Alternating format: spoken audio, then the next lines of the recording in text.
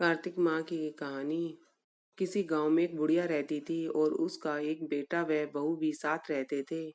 कार्तिक का महीना आया तो बुढ़िया ने बेटे से कहा कि वह कार्तिक स्नान के लिए जाएगी और एक महीना वहीं रहेगी। यह सुन उसके बेटे ने अपनी पत्नी से कहा, माँ के लिए 30 लड्डू बना कर दे दो ताकि वह पूजा पाठ के लिए कुछ खा सके।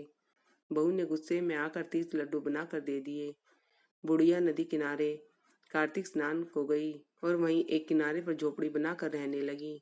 बुढ़िया रोज सवेरे उठकर स्नान करती और जैसे ही एक लड्डू निकाल कर खाने लगती तो हनुमान जी बंदर के रूप में आते, तो बुढ़िया वह लड्डू खुशी से बंदर को दे देती। इस तरह कार्तिक का महीना बीत गया और वह सभी 30 लड्डू हनुमान जी बंदर के रूप में खा गए। कार्तिक का महीना समाप्त होने पर बुढ़िया वापस जाने को तैयार हुई तो हनुमान जी प्रकट हो गए। उन्होंने बुढ़िया की उस कुटिया की जगह पर एक आलीशान महल बनवा दिया। बुढ़िया का पूरा महल धन दौलत से भर गया। उसकी काया निरोगी हो गई। अन्न के भंडार से महल भर गया। इतना सब होने पर वह धूमधाम से अपने बेटे के पास गई। इतना धनी देखकर उसकी बहू ने मन में कहा कि अगले कार्तिक में मैं भी अपनी माँ को कार्तिक स्नान के लिए भेजूंगी। और अगले कार्तिक आने पर उसने अपनी माँ को कार्तिक स्नान के लिए कहा।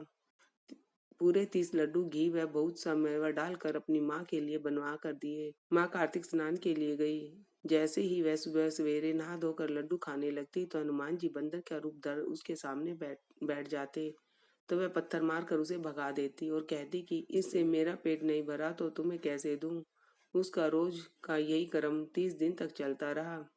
कार्तिक का महीना समाप्त हुआ तो हनुमान जी फिर से प्रकट हुए और उन्होंने बहू की माँ की कुटिया को कूड़े की कचरे में बदल दिया और माँ को डुकर बना दिया। कार्तिक महीना समाप्त होने पर बहू ने भी अपने पति से कहा कि कार्तिक का महीना समाप्त हो गया है, मेरी माँ को गाजे बाजे के साथ लेकर आओ।